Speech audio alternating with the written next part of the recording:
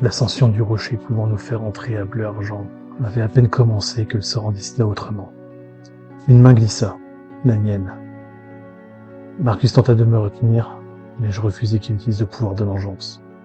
Je chus. Et dans la chute, j'aurais dû mourir. Mais au lieu de l'écrasement, ce fut la traversée. Le voile se déchira, et je tombai dans un autre monde, Tartarus.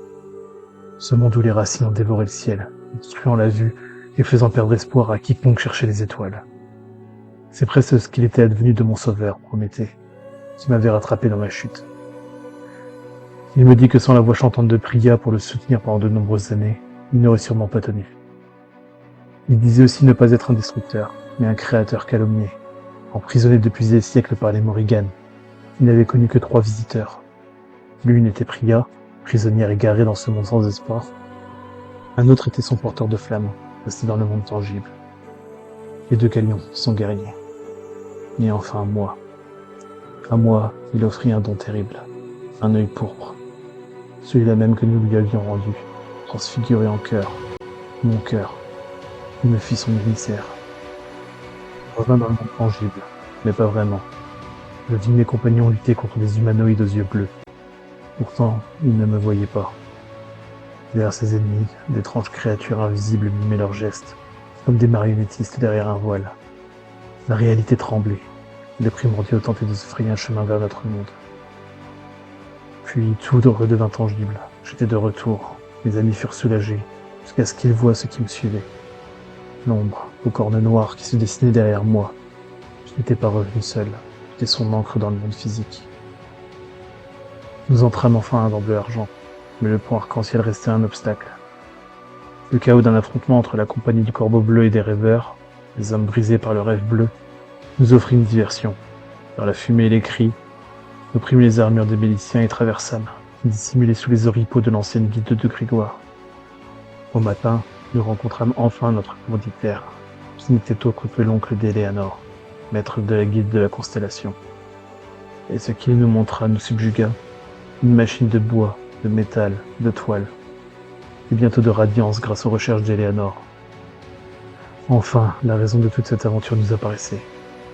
Enfin, la raison pour laquelle Alibert et Argel étaient morts. Et au fond de mon être, un battement puissant contre ma cage thoracique, comme un monstre essayant d'arracher les racines qu'il contraignait pour se libérer enfin. Un cœur pourpre battait. Un cœur qui n'était plus tout à fait le mien.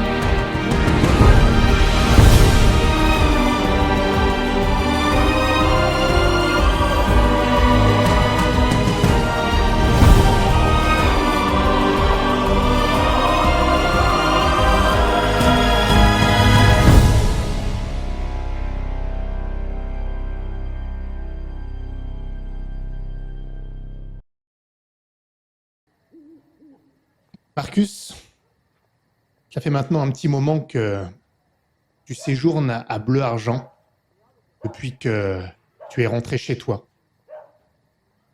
Tu as revu ta fille, tes petits-enfants, et tu vas la voir régulièrement. Ce soir ne fait pas exception, et tu arrives dans la rue en face de son logis.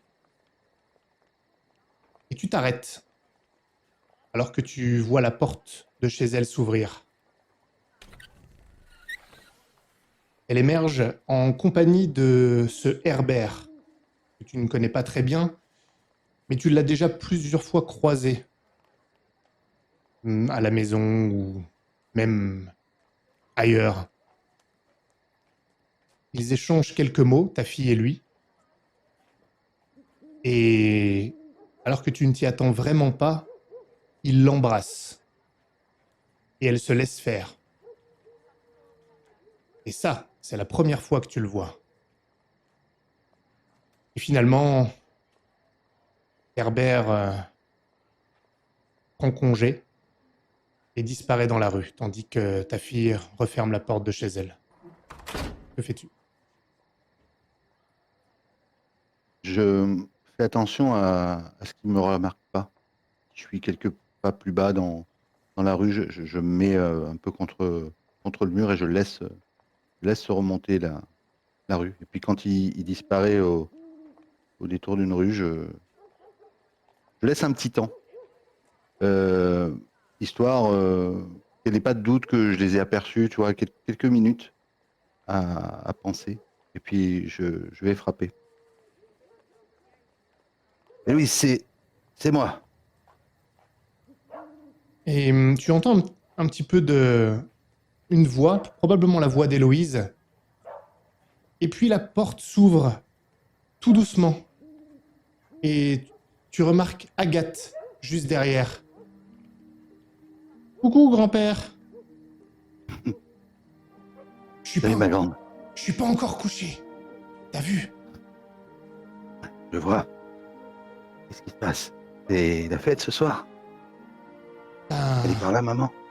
Oui, oui, viens, viens. Et elle pousse à deux mains sur la porte pour l'ouvrir, c'est un peu lourd. Et elle te laisse rentrer. Et tu vois Paul, son jumeau, qui est en train de sauter sur un des canapés. Il y a même un coussin qui tombe. Et tu vois ta fille Héloïse qui le prend sous les bras comme ça. Allez, arrête un petit peu. Calme-toi, vas-y, assieds-toi là. Viens papa, viens, entre. Ferme la porte derrière toi. Mais un peu plus frisqué que d'habitude ce soir. Oui, légèrement. Allez, les enfants, il va falloir aller vous coucher. Vous parlez un petit peu avec grand-père si vous voulez, mais après, il faut dormir. Venez me faire un câlin, les enfants, venez. Et le petit Paul quitte son canapé et il fonce dans ta direction. Il t'attrape la jambe. Tu viens dormir ici? Tu dors ici, grand-père? Non, non, non. Je suis juste venu voir maman. Et je repartirai après. Mais je vous ferai un bisou avant de partir, même si vous dormez. T'as croisé papa dans la rue?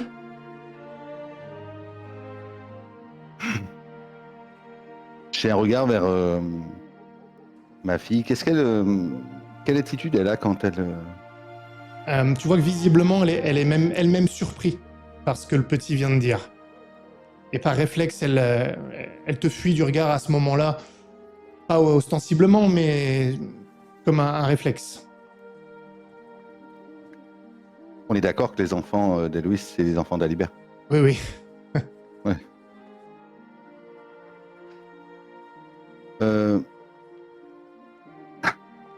Allez, oui, écoutez votre maman. Bon ben, tu viendras nous dire bonne nuit. Ouais, c'est promis. Ils te font signe et tu les vois gravir l'escalier. Bah viens, assieds-toi, papa.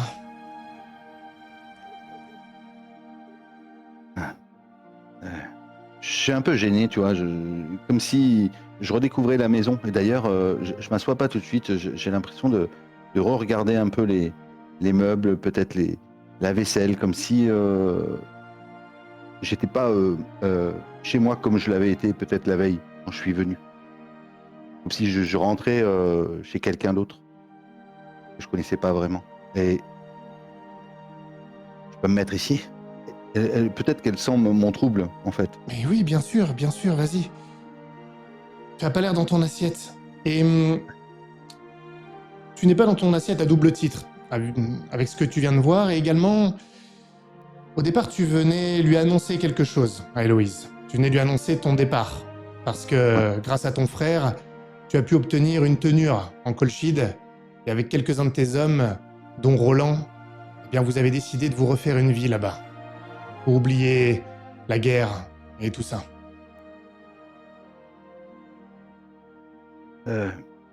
Écoute, j'étais venu t'annoncer une bonne nouvelle, en tout cas pour ma part, mais excuse-moi, Héloïse, je suis quelque peu troublé. Ce qu'a dit Paul, il a parlé de papa. J'ai bien entendu. C'est parce qu'il voit fréquemment Herbert. Il s'est attaché à lui. J'imagine Et qu'il a cet homme, besoin. tu ne m'en as pas parlé depuis que je suis rentré. Mais tu sais bien, c'est le vieil ami d'Alibert. Herbert, il nous a beaucoup aidés depuis l'arrestation d'Alibert. Oui, je vois, il t'a aidé depuis l'arrestation d'Alibert. Et j'ai un peu l'impression qu'il... Puis je regarde un peu autour de moi, tu vois. Il a peut-être pris un peu sa place aussi, non? Qu'est-ce que c'est censé vouloir dire? Papa, Chose. D'après ce que j'ai compris, quand même quelqu'un d'influence, Herbert. Et Alibert en prison, lui ici. Je ne présume rien, mais de là à entendre mon petit-fils l'appeler papa, t'avoueras que j'ai de quoi être troublé, non? elle se lève, elle s'était assise sur la chaise et... On dirait que tu me juges. Ça fait plusieurs années maintenant, et Alibert est mort en plus. Et on a pu compter sur lui. T'étais pas là pendant tout ce temps, tu sais. Bien sûr. J'ai fait ma part aussi, Héloïse. J'ai fait la guerre. Mais j'ai jamais dit le Je suis allé me contraire, battre, papa. je suis resté. Oui, mais... J'ai jamais dit le contraire. Bien sûr que t'as fait ta part. Mais nous, on était seuls. J'étais seul avec les enfants. Et même Forkis a disparu, et tu comprends, c'était pas simple. Herbert, il était là. Il était là et il nous a aidés toutes ces années sans rien demander. Jamais. Sans rien demander. C'est ce que valent les hommes de son genre. Sans rien demander. Et ils te bécotent sur le pas de ta porte, Héloïse. Mais papa, je ne te permets pas. Comment tu peux dire une chose pareille? Écoute, Libère était quelqu'un de brave, il a donné sa vie pour votre famille. Il a été pris, mais de voir cet homme ici, ça ne me fait pas plaisir, tu sais. J'ai l'impression que... Comme si tout ça avait été manigancé à l'avance. Mais qu'est-ce que tu racontes? T'as perdu Je la ne sais raison pas, ce ou ne sont quoi? que mes impressions, mais non. Et puis, j'étais venu t'annoncer que je vais quitter Bleu Argent. Et ça ne me fait pas plaisir maintenant, dans cette circonstance, de savoir avec cet homme, Tu vas quitter Bleu Argent, propre là? prison. Attends, tu viens ici Oui. pour remettre en question mes choix de vie et tu dis que tu pars? Tout se bouscule dans ma tête, Héloïse, maintenant. Je suis plus sûr de rien. Je te pensais sereine et... Pierre Ligue m'a proposé d'acquérir une tenue avec Miranda. J'ai pu mettre des fonds de côté et puis je vais partir en Colchide. Incessamment sous peu, ça te sera sans doute à la fin de la semaine. Colchide, à la fin de la semaine? Et tu m'annonces ça comme ça? C'est arrivé... J'y réfléchi depuis un moment. Avec Roland, on a prévu d'aller se mettre un peu au vert. De quitter toute cette fourmilière. Fourmilière? Et laisser... Et tes petits-enfants, Oui. c'est des fourmis? Pas du tout. Justement, je pense à eux quand je te parle de ça.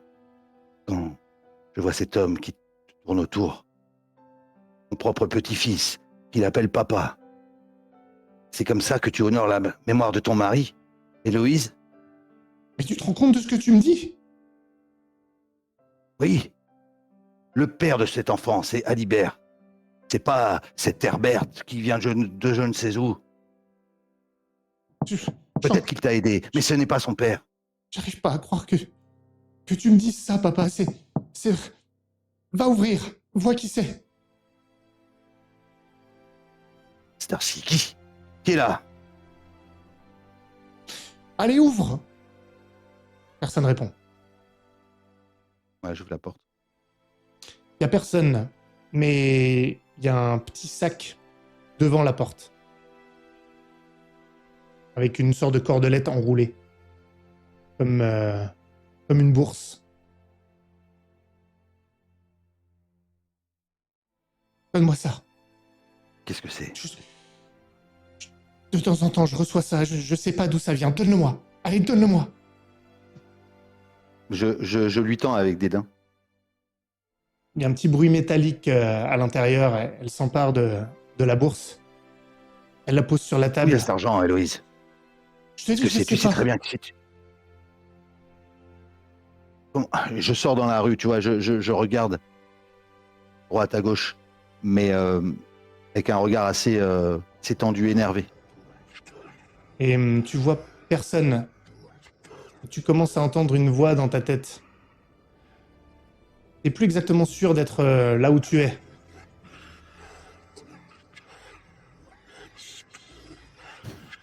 Que fais-tu? Je mets mes doigts, tu vois, sur le haut de mon nez, comme ça, je ferme mes yeux. J'essaie de me concentrer sur la rue, sur cette voix dans ma tête. Je la comprends. Tu comprends pas ce que ça dit. Et tu l'entends distinctement. De plus en plus fort.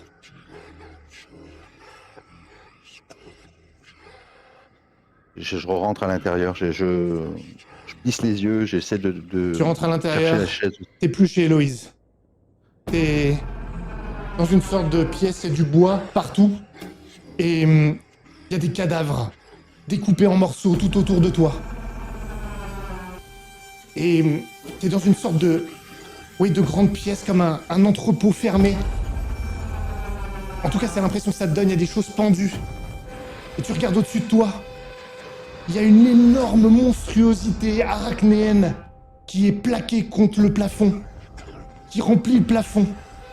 Et elle a une sorte de patte, de tentacule, de patte qui est enroulée autour du cou de quelqu'un, qui même lui transperce la gorge. Un marin, peut-être, un matelot. Et il a l'air d'essayer de parler. Et tu vois qu'il a les yeux écarquillés, il essaie de te parler. Je reconnais cette personne? Pas du tout. Qu'est-ce que c'est? Est-ce que si je tends le bras, j'arrive à l'aider à... Tu essayes et tu vois qu'il parle, mais tu entends pas ce qu'il dit. T'entends pas, t'entends simplement la voix. Tu te demandes d'ailleurs si ça vient de lui. Et c'est à ce moment-là que la chose a l'air de se détacher. Et tu vois une patte énorme se poser à côté de toi. Tu vois une sorte de gueule immonde. Tu vois de l'écorce sur cette chose. L'écorce qui se mêle à de la chair. Si j'arrive pas à l'attraper, je recule. Je recule jusqu'à me faire arrêter par le mur de C'est pas le mur, derrière. c'est un escalier derrière toi. Tu trébuches dessus Descends. d'ailleurs. Qui monte. Ça monte. Je me retourne, je dois commencer à monter, tu vois, à quatre pattes, peut-être en glissant parce que je suis complètement paniqué. Tu montes à quatre Je pattes. monte et je dois crier Héloïse, Héloïse. Et il y a des gens qui descendent à ce moment-là, qui te bousculent. Tu remontes comme ça, la chose disparaît alors que tu la laisses. Et tu te retrouves sur le pont d'un bateau. T'es sorti de la cale en réalité. Et tu regardes, et il y a un rivage. Et tu le vois distinctement ce rivage, tu le reconnais. C'est Bourbeville.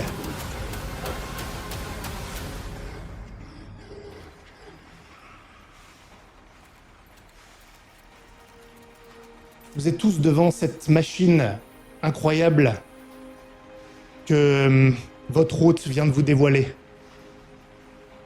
Eleanor, tu réalises peu à peu où tu es, à qui tu parles. Et cette personne, ton oncle, te regarde toujours en souriant. Tu alternes entre lui et la machine sur laquelle les ingénieurs s'affairent. Comment tu réagis face à cette découverte ? J'ai un premier élan vers la machine. Et et que je dois réfréner légèrement. Je suis pas trop sûre de comment réagir. Et je dois jeter un œil à Eudes. Puis à tous les autres autour, à regarder Forkis, Tybalt, Marcus et je sais plus qui d'autre est avec nous, mais je les regarde tous. Tybalt, tu vois Eleanor qui se retourne dans votre direction. Toi aussi, tu viens de découvrir ça. Et Forkis, il y a... je sais plus, t'as une canne encore, Forkis? J'ai un doute. On l'avait pas précisé. Ouais. Pour moi, oui. À moins qu'elle se soit brisée quand je suis tombé. Semble pas. Non, parce que tu l'as même utilisé dans les tunnels. Et eh bien, toi, tu es bousculé parce que peut-être face à cette machine, Marcus a reculé et tu l'as même légèrement soutenu. T'as remarqué qu'il y a eu un affaissement et qu'il a failli tomber. Qu'est-ce que tu fais? Marcus, tu vas bien? Oui, j'ai besoin de m'asseoir quelques instants. Et je dois trouver une chaise ou pas? Il y a Eudes qui remarque ton trouble. Vous êtes sûr que vous allez bien, Eudes? Et Marcus, il t'attrape le bras tout en se retournant et en t'amenant près d'une chaise qui est là près d'une table ou quelque chose dans ce goût-là. Oui. Tout va bien. Juste un léger vertige.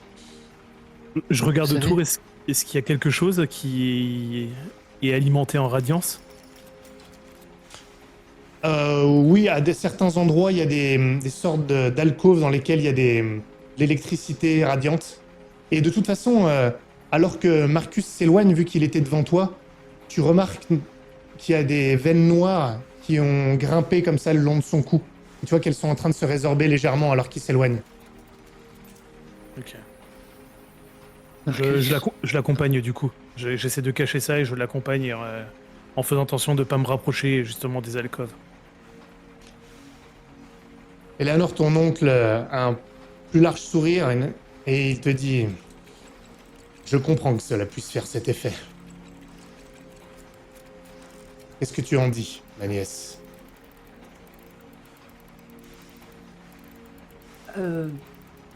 Je regarde tous mes soutiens qui disparaissent alors que je jette un œil vers eux, bande de gros fils de pute, au passage. Et je me rapproche de la machine, j'esquisse un léger sourire et puis...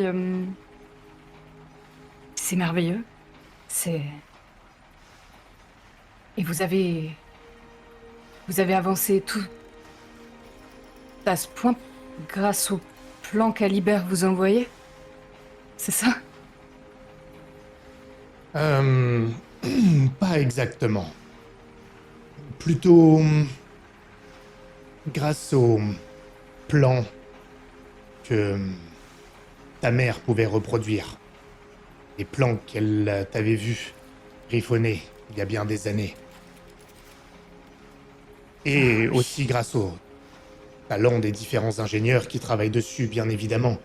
Il a fallu perfectionner certaines choses, mais tes plans ont été Et très importants. je l'interromps.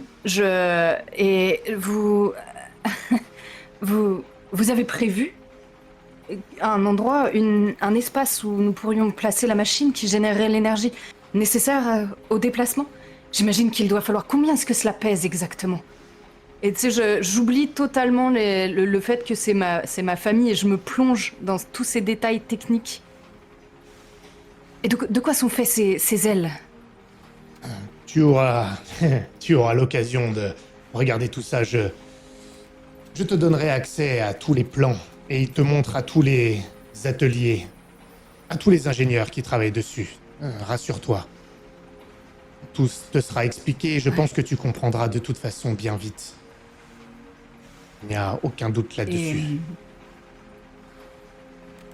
Un instant, l'enthousiasme disparaît. Je baisse la tête, je fronce les sourcils et... Elle vous a donné les plans en personne? Non, elle ne nous les a pas donnés. Elle les a reproduits. De mémoire. De même que tous tes schémas. En peinture, tu as dû voir les peintures dans l'atelier Pardon, précédent. je les ai vus, je les ai vus. Ce n'était pas vraiment ma question, Elle est ici. Oui. Oui, elle est dans son... Comme toujours maintenant, pratiquement elle. Elle est dans son atelier. Pour peindre. Tu pourras aller la voir, bien sûr. Tu dois juste attendre à quelque chose de... un peu différent que quand tu l'as vue pour la dernière fois. Au-delà de l'âge. Comment ça? Eh bien...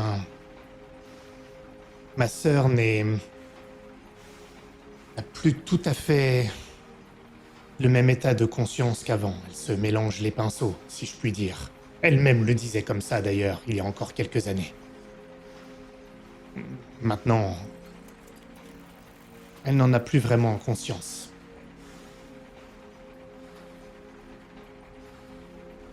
De quoi? Elle confond la réalité et ses rêves ou bien... C'est difficile à dire, Léonore. Réalité, ses rêves, le passé, le présent, tout semble se mélanger pour elle. Je me rapproche de lui, j'ose pas le toucher, mais pourtant je ressentirais presque le besoin tu sais, de prendre son bras pour marquer l'urgence de la situation et... Mais Demian est là. Eh bien... Ce n'est pas un problème. Elle a tenté de le tuer. Ta mère n'est plus tout à fait dans un état normal, comme je te le disais. Cela n'aura pas d'incidence. Ta mère est grand maintenant. Il ne craint rien. Et puis, ta mère ne quitte de toute façon quasiment jamais son atelier. Si on ne va pas la voir, elle n'en sort pas d'elle-même. Très rarement. Le moins possible.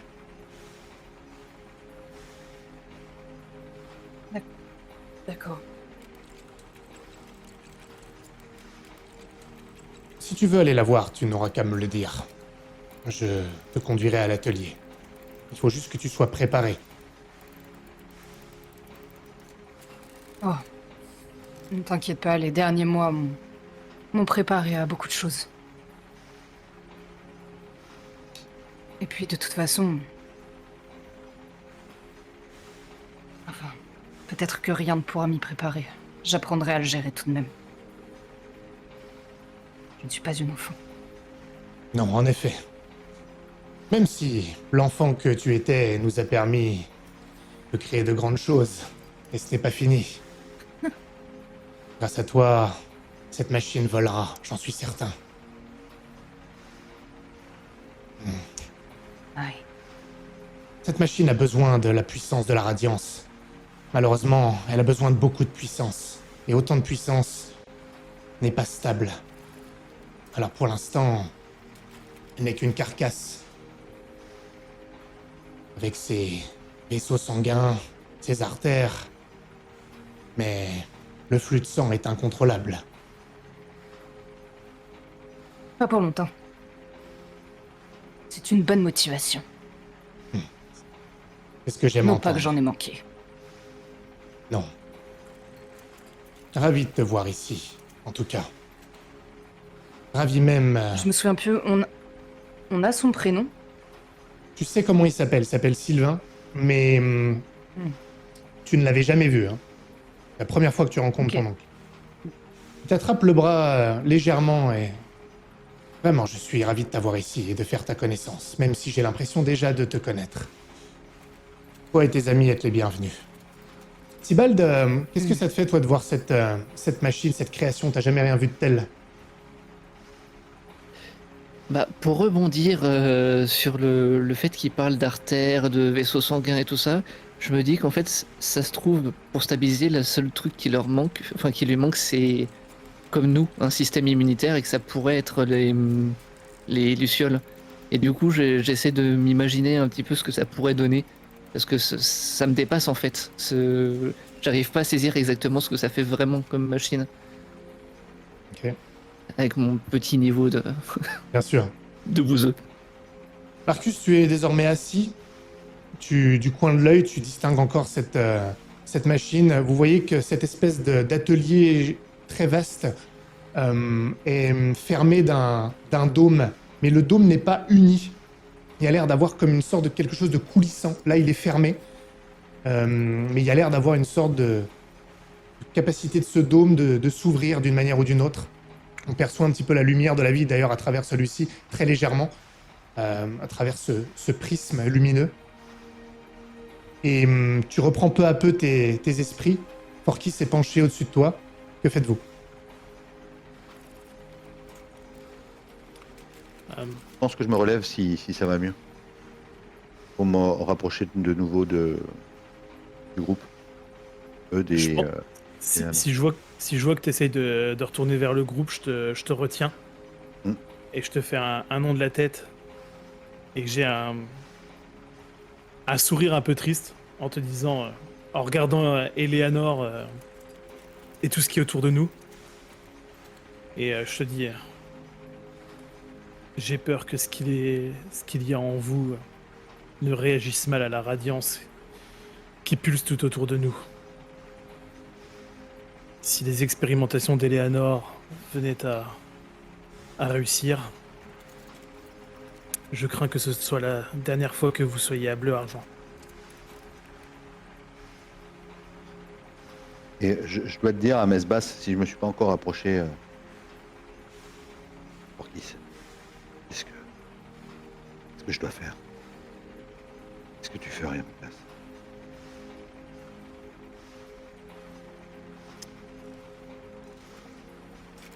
Argel l'a combattu jusqu'à y céder.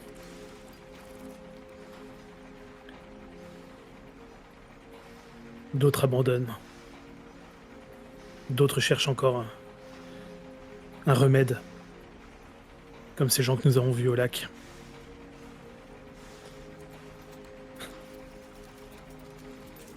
Je peux difficilement vous aider, je n'ai même plus la possibilité de soigner qui que ce soit.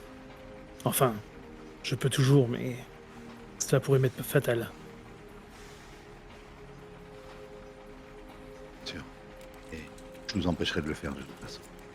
Mais il y a peut-être quelque chose dans cette ville qui me permettrait d'aller mieux. Je sache pas moi-même. Je vais Tout pas. dépend. Et du coup, je m'approche pas du groupe. Je reste en retrait. Et je suis... Tout dépend du niveau de corruption. Peut-être que les avancées technologiques permettront de Coucou vous purger. le autant. Ah, c'est incroyable. Vas-y, C'est... toi aussi.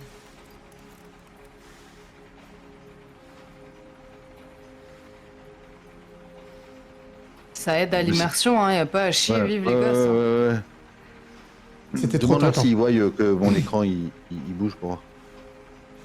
Tu peux leur demander s'ils voient, sinon, plutôt. Ah, ah, ah. Vous savez, Forkis, j'ai l'impression d'aller bien malgré tout. Là, effectivement, j'ai vertige, mais je me sens bien, vraiment. C'est sûr. Argel aussi. Mais j'ai vu ce qu'il a fait. Ce qu'il a fait succomber. Il n'était pas là. Il l'a laissé hors de contrôle. Il l'a laissé sortir. Et il s'est sacrifié avec ça. Moi, Oui. je- Et maintenant, il erre au milieu de la Colchide, au milieu du bourbier. Mais ici, nous sommes à Bleu Argent. Si cela venait à arriver, vous n'imaginez pas les dégâts et le nombre de personnes qui viendraient à subir la même condition que la vôtre. je devrais m'isoler, vous pensez? Bah, tu penses. Tu dois. Je que j'ai dit un peu avant. Si jamais les avancées technologiques d'Eleanor venaient à se démocratiser, à mon avis, seul un coin reculé pourrait vous sauver de l'exposition à la radiance. Mais peut-être aussi est-ce l'exposition à la radiance qui pourra freiner la corruption.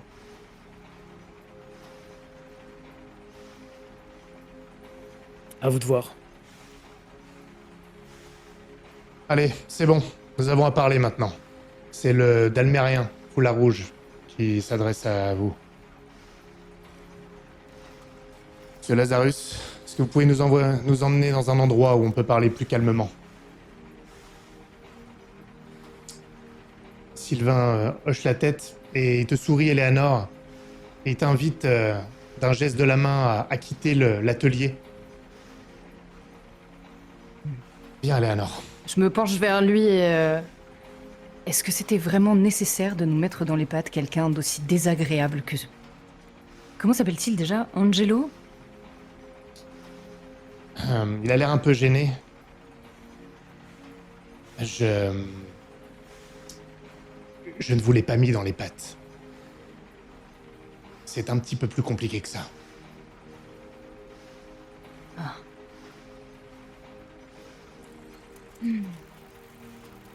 Il me tarde d'entendre cette partie de l'histoire. Je le prends par le bras. Vous quittez donc l'entrepôt, enfin l'atelier, et il vous amène traverser un hall, enfin, le hall par lequel vous étiez passé. Déjà, vous repassez par tous les ateliers où il y avait tes prototypes, Eleanor, les toiles, et vous quittez cet endroit pour retourner dans le hall. Et vous traversez ce hall jusqu'à une table qui est située près d'une bibliothèque, dans ce même hall. Mais il est tellement grand que ça constitue une sorte de petit espace, comme un espace d'étude ou de lecture. Et donc, les bruits du travail s'estompent, même si il y a toujours une sorte de pulsation mécanique qui imprègne les lieux. Et votre appareil auditif, bien entendu. Et on vous invite à vous installer, à prendre place, même s'il n'y a pas suffisamment de chaises pour tout le monde ici. Eudes va rester debout, il va s'appuyer contre une étagère avec des livres. Et Foulard Rouge, lui aussi, reste debout. Sylvain Lazarus s'assoit à côté de toi, Eleanor, si tu daignes prendre un siège. Les autres, qu'est-ce que vous faites? Comment vous vous positionnez?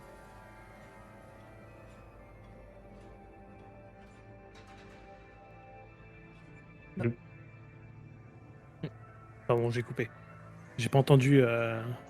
C'est pour savoir si vous preniez place autour de la table ou si vous restiez debout, comme votre attitude, j'ai besoin de savoir ça. Non, moi je vais m'asseoir à la table. J'ai pas fait tout ce chemin pour rien, je vais m'asseoir ici. Bien. La rouge pose ses mains sur la table, croise les doigts. Vous êtes arrivé à destination.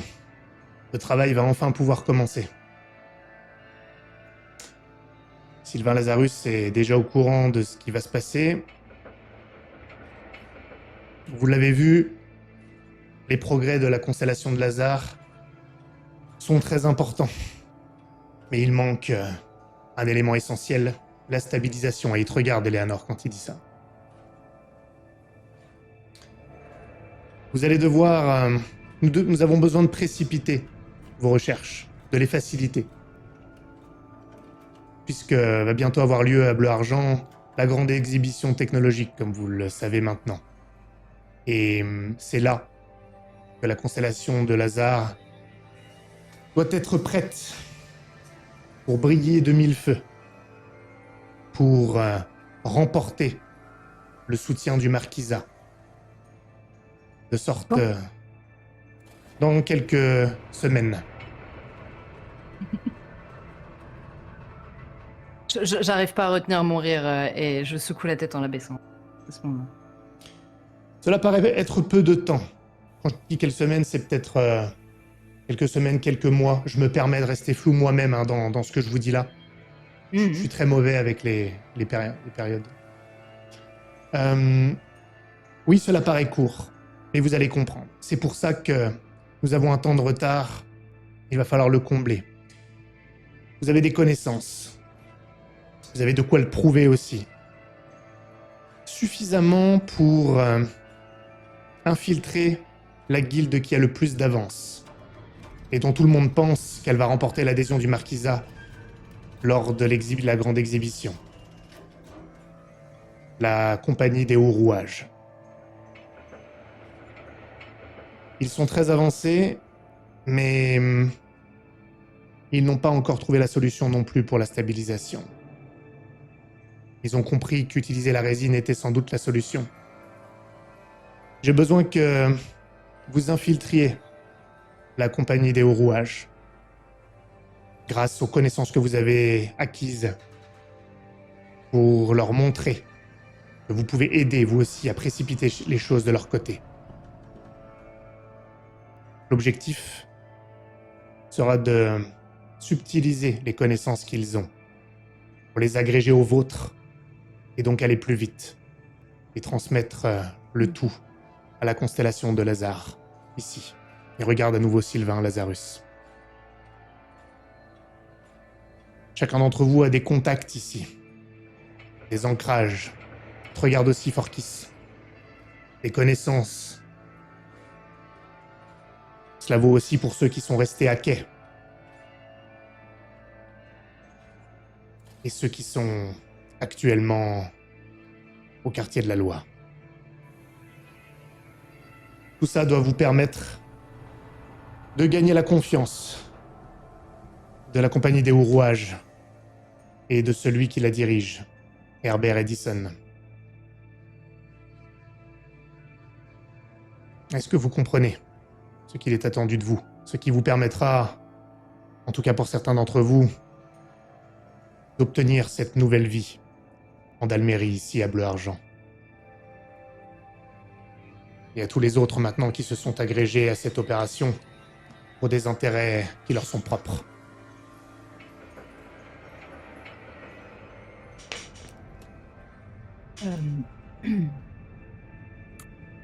Pardon. Juste pour être sûr de bien comprendre. Vous me demandez à moi, en partie, aux autres, mais à moi surtout, de discrètement aller espionner une autre guilde. J'ai fait un sourire entendu. Vous comprenez pourquoi je vous ai averti de nombreuses fois. Et pourquoi la situation est compliquée maintenant que Bleu-Argent a eu vent de tentatives d'espionnage. Tout le monde cherche une espionne de Garnandras. Effectivement. J'entends. Et pourtant, c'est la seule raison pour laquelle vous êtes là. C'est pour cela que vous êtes là. C'est pour cela que vous deviez glaner suffisamment de connaissances pour avoir de la crédibilité et gagner l'intérêt de la compagnie des hauts rouages.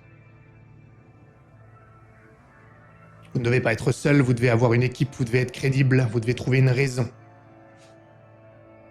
Cela vous appartient, car vous seul connaissez vos compétences, vos connaissances, vos contacts.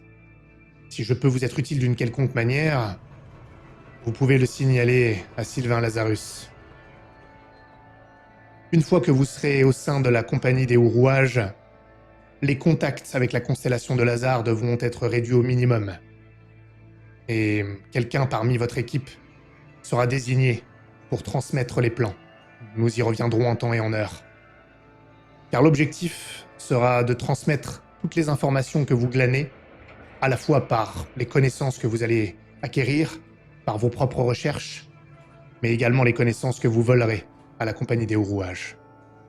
Et bien sûr, en plus de cela, il faudra falsifier leurs propres plans, saboter leurs propres recherches, sans qu'ils se rendent compte, bien sûr, jusqu'au moment de la grande exhibition.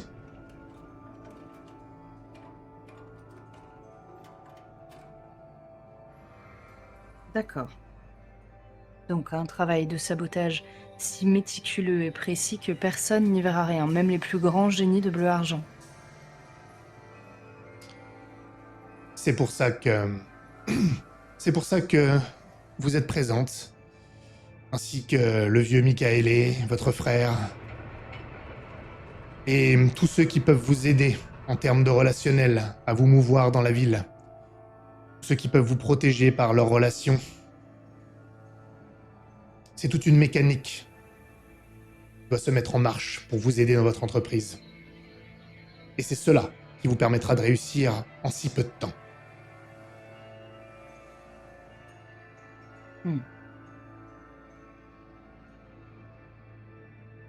Je regarde Forkis et Marcus et Tybalt, mais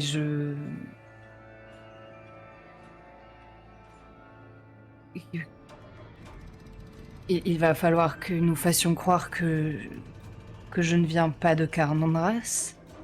Oui, c'est la première chose à faire. Et ensuite...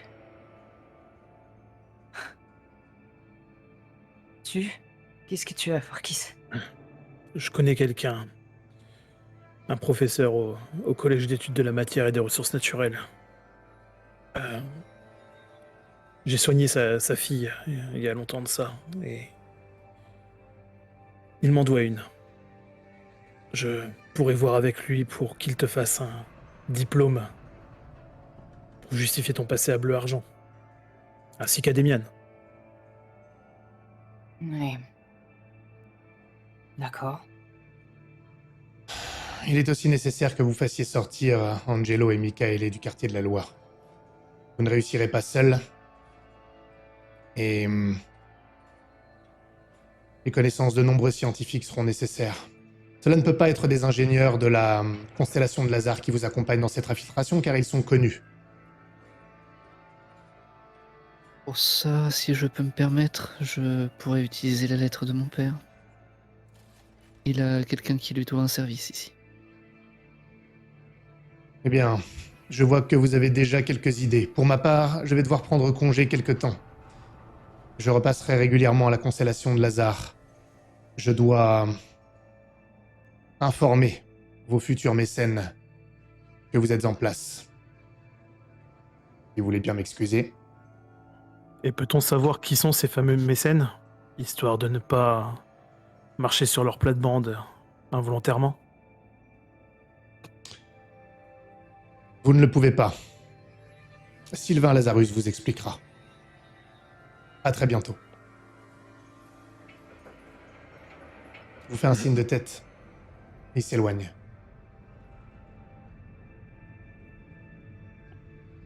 Il y a juste Sylvain avec nous, nous trois, c'est ça? Avec nous quatre.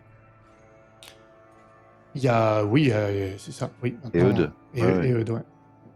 Davy est resté à l'auberge? Non, non, je pense qu'elle peut être là, elle est là aussi, Davy. Elle va faire partie du truc, donc... Ok. Tout le monde est là. Enfin, tout le monde, sauf ceux qui sont restés au dock. Mhm. Ou au quartier de la Loire. Il va falloir faire rentrer un jour. Mhm. J'ai comme une impression de déjà vu.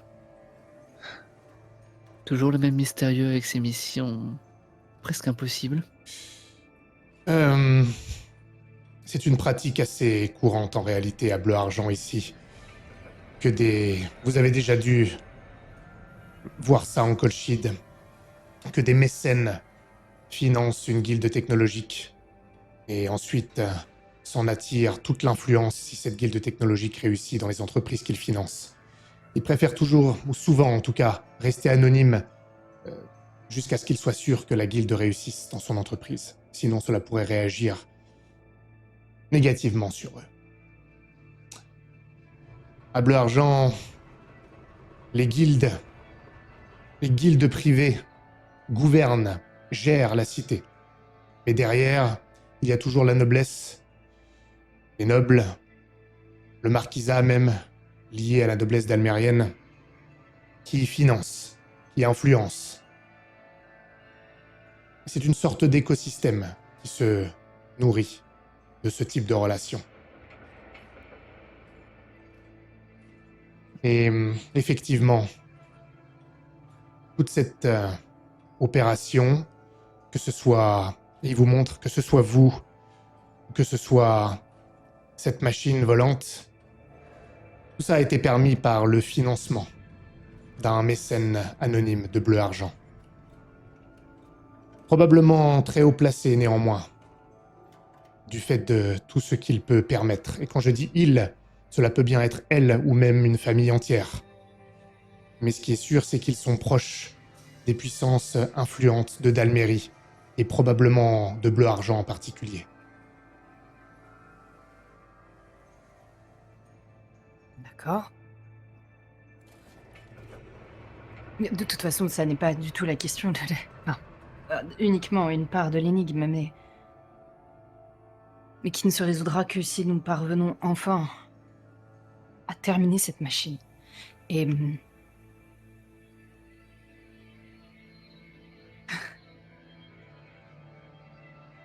il va falloir trouver un moyen de les aborder, de les rencontrer. Et pourquoi pas par le colporteur que nous avons croisé en ville. Enfin, celui qui présentait la machine. Porkis, vous vous souvenez d'Alibert? Vous aviez disparu du Bleu-Argent quand je suis rentré de la guerre. Et ce Herbert, je l'ai croisé avant de partir en Colchide. C'est entiché ma fille, Louise. Oui, vous je connaissez. sais. C'est peut-être J'étais encore là à l'époque. Je bien. n'avais juste pas le courage d'aller voir Héloïse en face, mais je continuais à surveiller que tout allait bien pour eux. Bien moi, justement. J'ai eu quelques désagréments avec ma fille à ce sujet-là. Ça pourrait être une de nos portes d'entrée. Malheureusement, je manque sans doute un peu de tact avec elle et la revoir dans ces circonstances. Surtout, profiter d'elle me met mal à l'aise.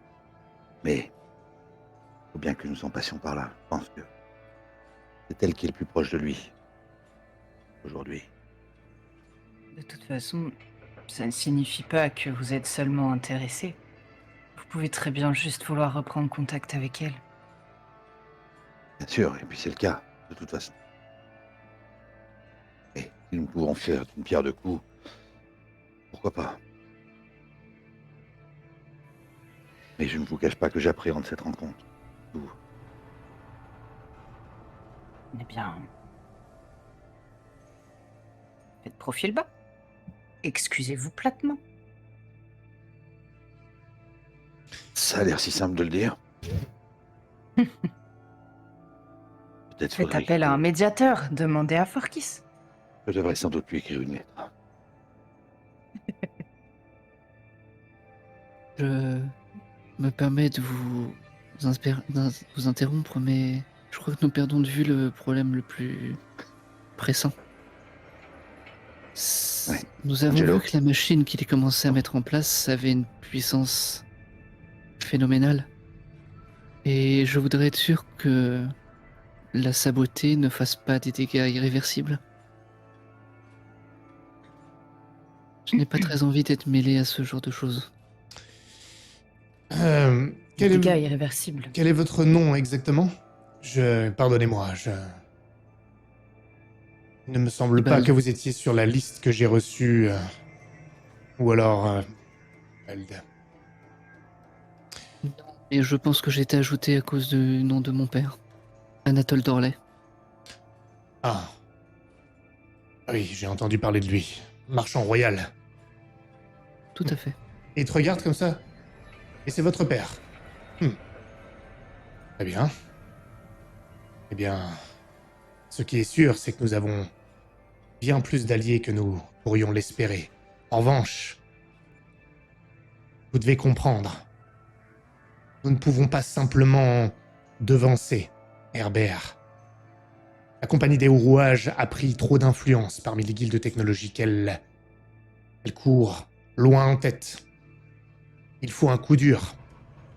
Sinon, malheureusement, nous risquons des problèmes maintenant pour la grande exhibition, mais aussi à l'avenir.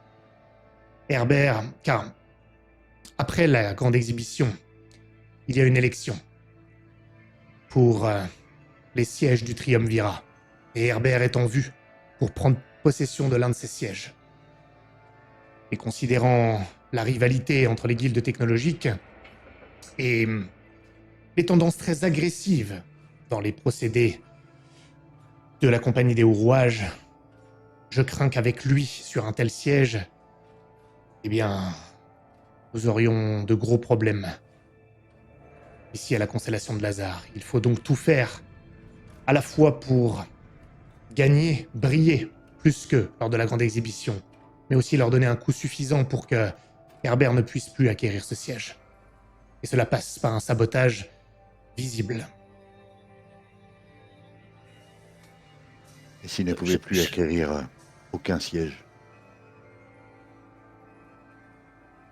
Comment ça?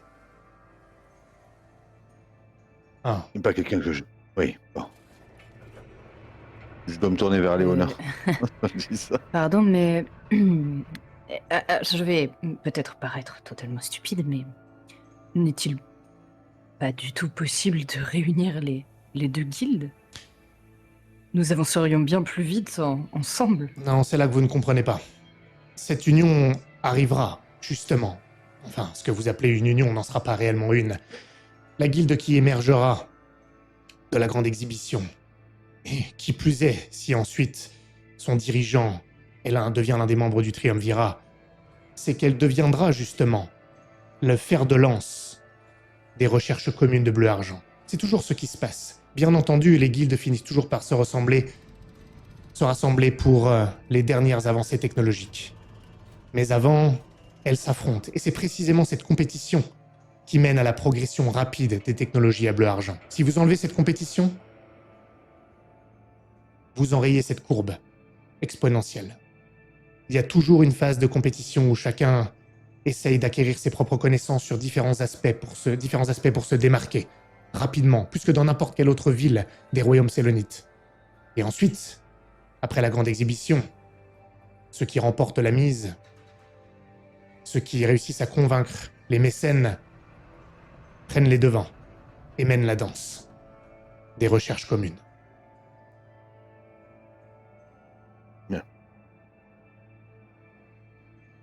Mhm. Je suis pas extrêmement convaincue par ce qu'il dit à ce moment-là. Je le regarde. C'est très loin du fonctionnement que j'ai l'habitude de voir et son espèce de mode de compétition me. Enfin. Société capitaliste, Léona. Ouais. En tout cas, vous pourrez compter sur nous pour cette mission. Ça me tient d'autant plus à cœur que je suis personnellement impliqué.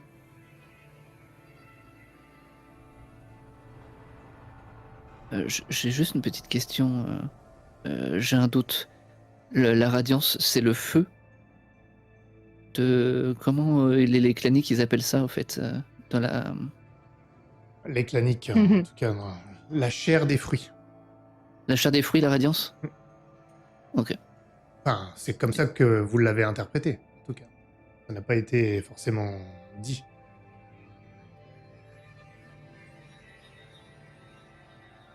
Eux, ils maîtrisent pas la radiance, hein. Oui, non, mais c'est parce que, en fait, j'allais parler avec la façon de parler des claniques. Je vais pas dire radiance tout le temps. Enfin, c'est...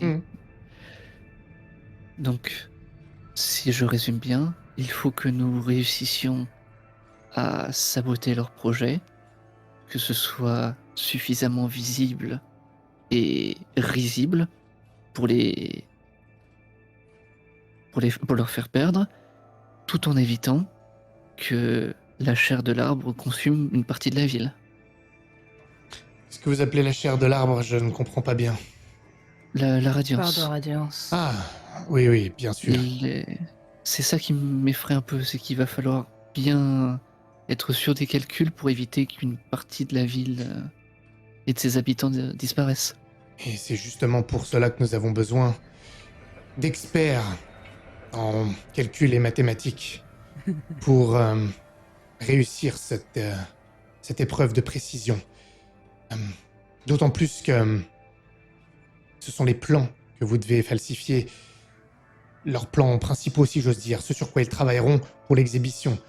Mais il faut que tout ce que vous fassiez chez eux réellement, tout ce que vous réalisez en pratique soit fonctionnel, sinon ce sera trop visible. Cela doit échouer le jour même de l'exhibition, quitte à ce que le sabotage ait lieu au dernier moment, quitte à ce que ce ne soit pas un sabotage mécanique, mais dans les calculs pour actionner, pour les dosages au moment de faire fonctionner la machine, pas forcément dans son fonctionnement intrinsèque. Mais ils la testeront forcément avant. Et c'est là toute la À ce moment-là, difficulté. ça fonctionnera. Ça ne fonctionnera plus après.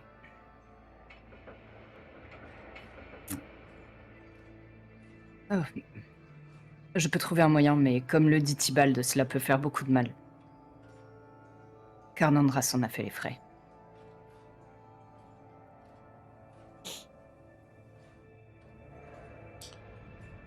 Comme je l'ai dit, ce sera un travail de précision. Nous pourrons aider aussi, à notre niveau ici. Nous avons des ressources. Simplement, nous ne pourrons pas beaucoup communiquer une fois que vous serez dans la compagnie des hauts rouages. À partir du moment où ils vous connaîtront, nos contacts devront être inexistants.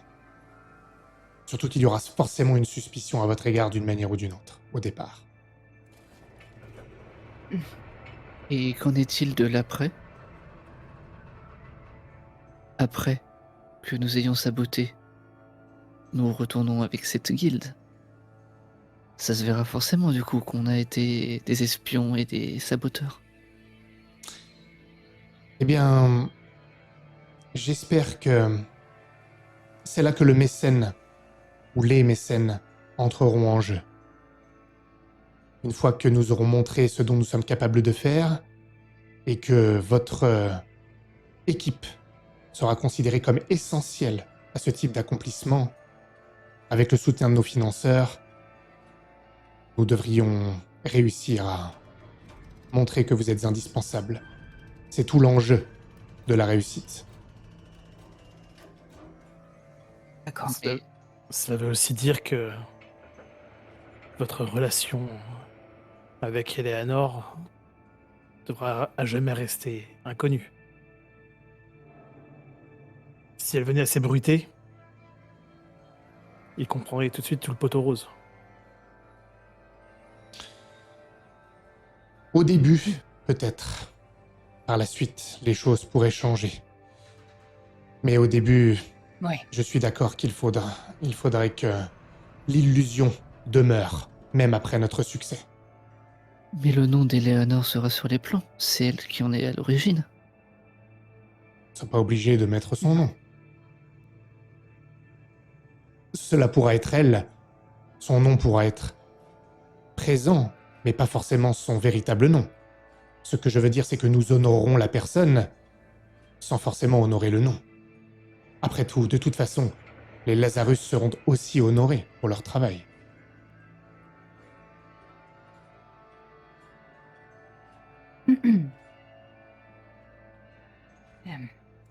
Eh bien, j'espère que votre mécène saura faire oublier beaucoup de choses et je peine tout de même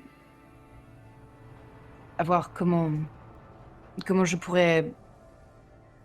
Enfin, peu m'importe, Vous y arriverez. nous devons y aller étape par étape. De toute façon, ça n'a aucun intérêt d'avancer trop vite. Oui. La première est de vous faire une nouvelle identité et de faire rentrer Demian dans les murs de la ville. La deuxième est de sortir Michael et Angelo de la prison. Ça peut être fait en même temps. Oui, bien sûr. D'autant que ça prendra du temps, je pense. Eh bien, hâtons-nous alors. Hâtons-nous. Si vous avez besoin de quoi que ce soit, n'hésitez pas à faire appel à nous. Tant que vous n'êtes pas avec la compagnie des rouages, comme personne ne vous connaît, personne ne vous surveille, nous pouvons interagir fréquemment et vous pourrez bien sûr demeurer ici. Une fois que vous serez infiltré, ce sera l'impossible. Ne soyez pas inquiets. Si je vous ai fait venir ici, c'est pour que cette collaboration soit durable. Après tout, si nous réussissons ensemble, il est hors de question que la constellation de Lazare se sépare de ceux qui lui permettent de réussir. Et ma nièce, même si tu devras taire ton nom pendant un temps au moins, sache que nous saurons. Et vous autres,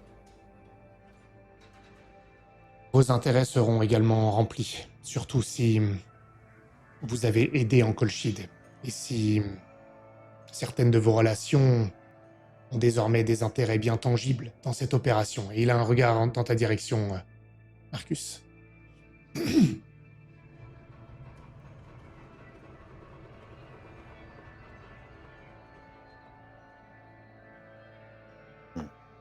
Bon. D'accord.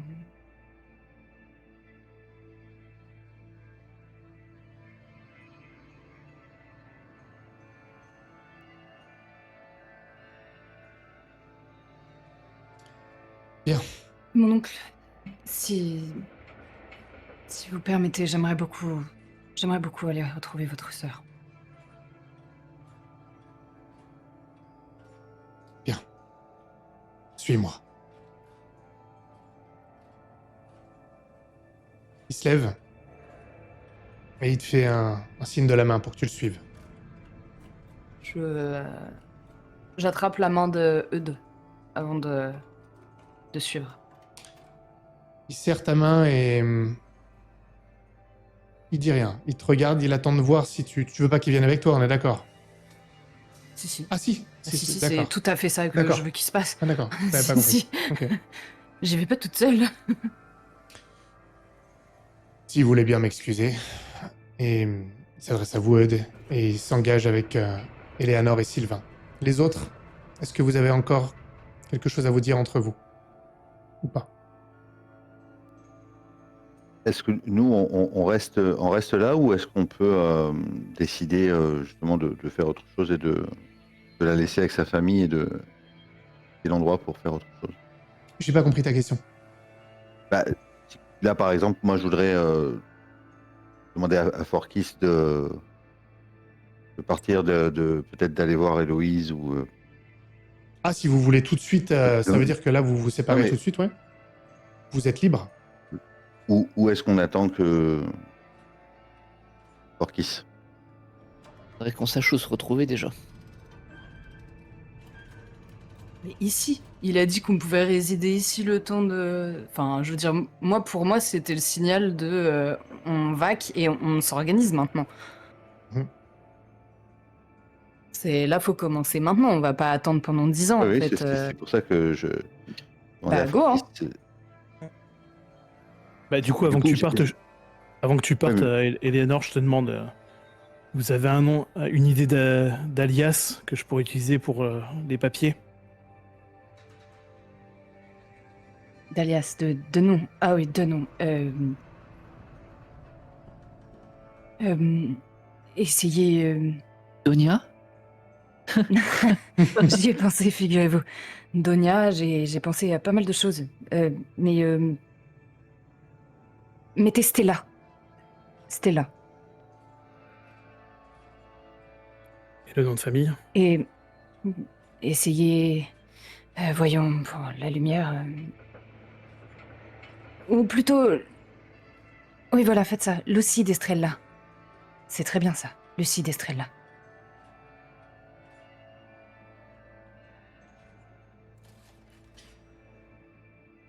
Alors, qui fait quoi?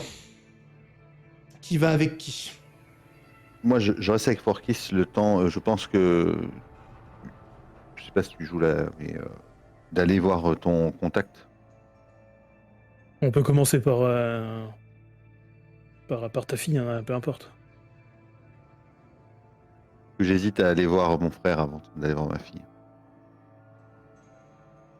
Pouvoir glaner des infos justement sur Herbert avant de... Parce que ma fille me donnera pas des infos comme ça. Héloïse sera méfiante et sur ses gardes. Trop bizarre que j'arrive et puis que... Ce qui a causé notre déchirure soit l'objet de questionnement. Je me sentirais complètement pâteau. Peut-être qu'en allant voir Erlig, mon frère, pourrait gagner des informations sur ce Herbert et sur la guilde. Des choses que les Lazarus ne savent peut-être même pas. C'est quelqu'un de haut placé. Peut-être des entrées et des sources. Y a-t-il un risque qu'il soit lui-même un mécène de la guilde des rouages? Quelqu'un d'influent. Je peux pas vous garantir que non. Et Alors c'est la première chose à vérifier. justement. Mais il faut y aller avec prudence. C'est un homme très intelligent et je pense pas qu'il faut le prendre pour un idiot. Donc, essayons d'être honnête sans lui dire toute la vérité. Vous voyez ce que je veux dire? Très bien. Tibalt, vous avez quelque chose de prévu? Je dois voir une membre de la chambre des légistes qui doit une faveur à Père. Elle était, je crois, avant ça, avocate. Ça pourrait nous être utile. Surtout si, une fois la faveur passée, nous essayons de garder un lien avec elle.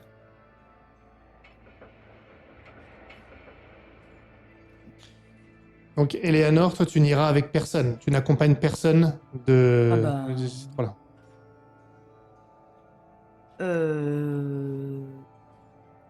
Bah non, enfin, je pense pas. Moi, je vais déjà voir ma mère. Ensuite, je sais pas si...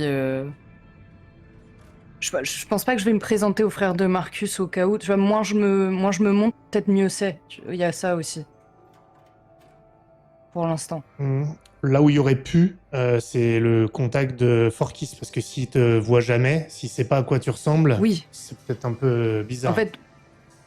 Oui. Mais là, je pensais surtout à ce qui venait d'être dit et je pensais pas que... De toute façon, Je pensais pas... En gros, ce que je veux dire, c'est que si tu veux aller voir ta mère, tu n'es pas obligé. Ils peuvent t'attendre, tu vois. C'est comme tu veux. Si tu veux Ah, aller avec oui. quelqu'un. Oui, c'est ça qu'on disait. Ouais. Oui, mais moi je vais voir ma mère, ensuite je vais sûrement aller voir le professeur. De toute façon, moi je voulais aller dans les universités pour voir ce qui s'y passait, hein, donc si Marche. juste comme ça, à On va cette faire fin. ça. On va sortir là parce que moi je me sens oppressé en plus de par ce vertige et tout. Donc moi je peux sortir dehors et j'attendrai D'accord. que tu vois et ta mère. Eleanor, toi et Eudes, vous êtes conduits dans un escalier qui est légèrement courbé. Vous passez sur un genre de petit balcon qui permet de surplomber le hall. Et ensuite, il vous conduit dans un couloir qui mène cette fois à un escalier tout droit, qui est moins grand. Et vous allez encore sur l'étage encore au-dessus. Puis c'est un nouveau couloir. Ça a l'air assez labyrinthique ici. Et il s'arrête devant une porte qui est légèrement entr'ouverte. Elle est à l'intérieur dans son atelier, Eleanor. Je vais te laisser. Tu pourras me retrouver en bas un peu plus tard, quand tu le souhaiteras. Il fait un petit signe, il s'incline poliment. Et puis il passe à côté de Eudes. Il te regarde et qui te dit ça fait beaucoup. Est-ce que tu veux que je t'accompagne à l'intérieur ou que je t'attende ici dans le couloir? Non, viens. Viens, s'il te plaît, je sais même pas pourquoi je lui ai demandé de la voir, je n'ai rien à lui dire. Je brûle de la revoir, mais je ne sais même pas quoi lui dire. Il se penche un peu vers toi et tu vois il hésite à dire ce qu'il va dire, mais il peut pas s'en empêcher. J'imagine que tu me déconseilles de fanfaronner et de lui dire que je suis son gendre. À vrai dire, je ne sais même pas si... Non, tu peux le lui dire. C'était C'était une blague. Non, ce n'est pas du tout mon genre. Je suis toujours très sérieux, pardon. Après toi, Non, je te peut-être suis. que tu devrais m'attendre dans le couloir et tomber dans les escaliers tant qu'on y est, tu vois. C'est un projet. Je suis en train de réfléchir à la manière dont je le ferai. Faut que je chute avec élégance. Mais tu te rattrapes toujours très bien. Allez, ne t'inquiète pas.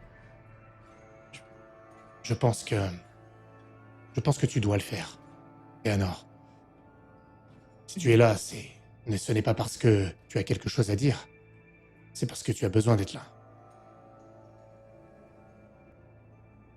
D'accord. Oui, c'est vrai. Après tout. Et j'avance. De manière assez mécanique. Tu arrives dans un atelier qui est grand, un atelier de peinture. Il y a des pupitres partout, des toiles, mais il y a aussi de la peinture partout d'ailleurs. Il y en a sur les murs, il y en a par terre, c'est très sale. C'est une sorte de chaos multicolore d'ailleurs. Il y a des toiles à moitié terminées, quelques-unes sont bien entamées et commencent, je le vois tout de suite, très belles, fidèles à ce que savait faire ta mère. Et puis ça part dans quelque chose de chaotique, de mauvais même. Et une sorte de mélange comme ça hybride des toiles. Certaines sont blanches, parfois il y a 2 coups de pinceau dessus et ça a été laissé à l'abandon. Il y a des toiles par terre. Et elle est au milieu de ce chaos. Une silhouette légèrement voûtée avec de longs cheveux gris, bouclés, qui lui arrivent presque à mi-dos. Tu la vois d'ailleurs uniquement de dos, elle est sur un tabouret face à une toile et tu la vois donner des grands coups de pinceau à gauche, à droite, de manière inélégante.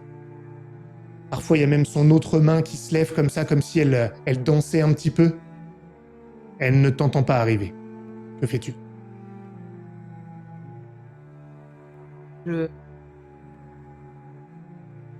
J'avance et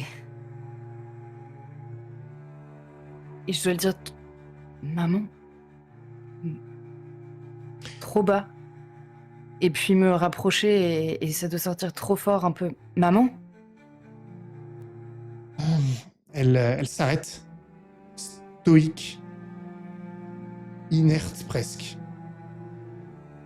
Elle tourne légèrement la tête. Tu reconnais son profil qui commence à apparaître derrière la chevelure grise.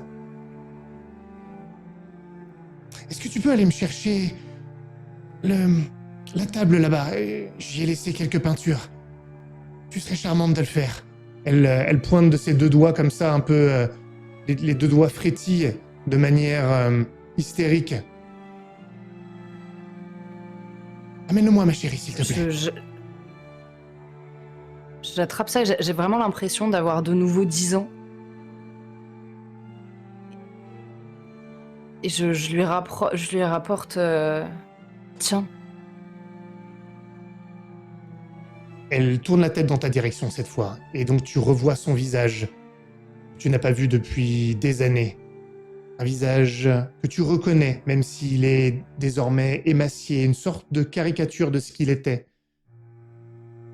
Un menton trop triangulaire, des fossettes creusées. Elle fait presque plus vieille que ton père, alors qu'elle est plus jeune, légèrement, de quelques années. Et son regard tombe sur toi. Il est bleu ciel, très clair, trop clair. Et c'est comme si son regard passait à travers toi. Elle sourit, mais d'un coup. 8 ans. Merci. Merci, ma chérie. Elle prend la peinture, il y en a un petit peu qui tombe par terre d'ailleurs. Elle donne un grand coup de pinceau dedans. Et elle fait des grandes bandes comme ça, des petits points sur la toile. Ça veut rien dire. Maman.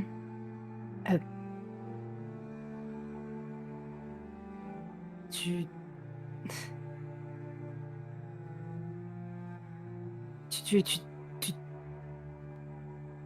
sais qu'on ne s'est pas vu depuis des années. Je ne sais pas. Qui êtes-vous ? Oh, oui, pardon. Je jette un regard désespéré à eux des... Je suis Eleanor, enfin... Je suis... la fille de...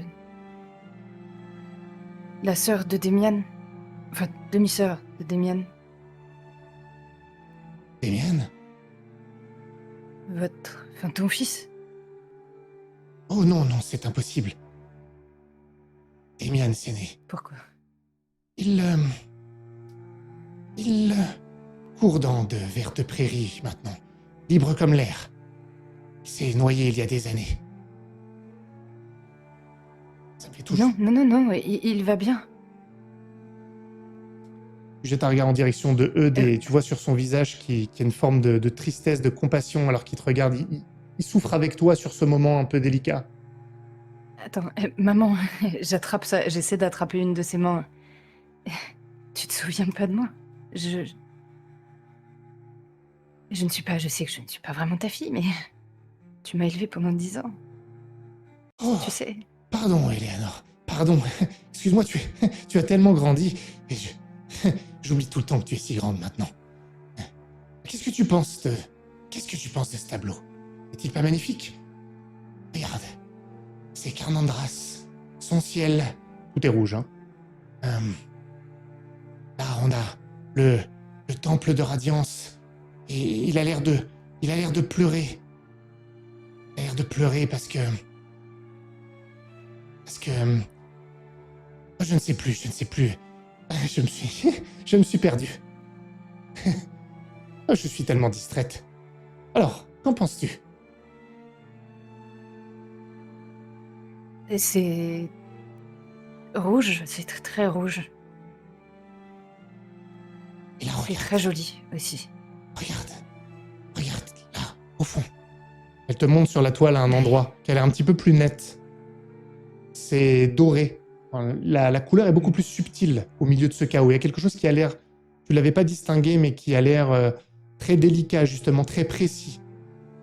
Et tu distingues, c'est très petit, une cage avec un oiseau à l'intérieur. Blanc. Oh. Mon corbeau. Et- Enfin, Il est enfermé.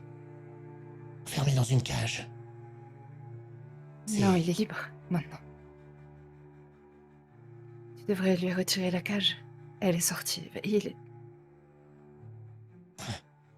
je ne peux pas le faire. Je n'ai pas d'eau à disposition. D'accord. Tu n'as pas d'eau à disposition pour retirer la cage. Non, ça ne me satisfait pas, décidément. Non, c'est vraiment très mauvais. Tu ne devrais pas faire semblant que c'est bien. Pourquoi? Non.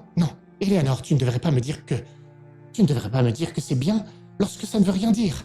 Elle se lève et tu vois cet être légèrement, presque squelettique, fébrile plutôt, frêle. Et elle soulève un seau qu'il y avait par terre. Et elle a du mal à le soulever, mais elle se force. Il y a un peu d'eau qui en tombe, il a l'air rempli. Et elle le vide complètement sur sa toile. Il y a plein d'eau qui coule dessus, il y a toute la toile qui s'humidifie. Le pupitre tombe presque. Ah, elle manque de tomber. Je suis tellement distraite. Je dois m'être relevée brutalement parce que j'ai dû recevoir un peu d'eau. Je m'attendais pas à ce qu'elle ait... Ah, d'accord. C'est vrai que ce n'était pas réussi, mais... C'est surtout que son sens était très cryptique, c'est tout, tu sais. Non. Ce n'était pas bon. Il faut savoir quand ce n'est pas bon. Ce n'est pas grave. Oh! Elle te regarde. Ah, vous êtes ma nouvelle aide. Je m'appelle Marie. Elle te tend une main pleine de peinture. Je la prends abasourdie et... Lucie. Enchantée. Ravi de faire votre connaissance, Lucie. Eh bien, vous m'aiderez à nettoyer tout ça, pas vrai? Elle se lève et elle t'ignore complètement. Et elle va s'asseoir sur un autre tabouret, devant une autre toile, qui est déjà commencée. Je me rapproche de la toile. Je regarde un peu toutes les toiles. Je sais pas trop quoi regarder ni comment réagir et...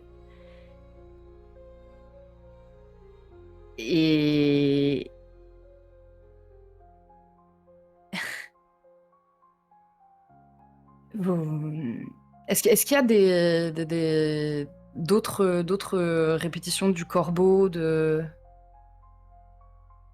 Il y a vraiment beaucoup de toiles. C'est pas sur toutes. Ouais. Mais de temps en temps, D'accord. il n'y a pas vraiment de cohérence ou de répétition. Peut-être si t'en retrouves, ouais, mais pas partout. Ouais, d'accord. Maman, je... Tu le fais exprès, en fait, c'est ça. Eleanor. Non, attends. J'ai passé des années à croire que tu étais morte, et maintenant tu es là, et tu n'es pas là, en fait. Parce que... Et en fait, je me parle à moi-même parce qu'il n'y a pas de mari. Il n'y en a jamais eu. Elle te répond pas. De nouveau, tu vois son dos et elle est en train de peindre de manière erratique sur une nouvelle toile.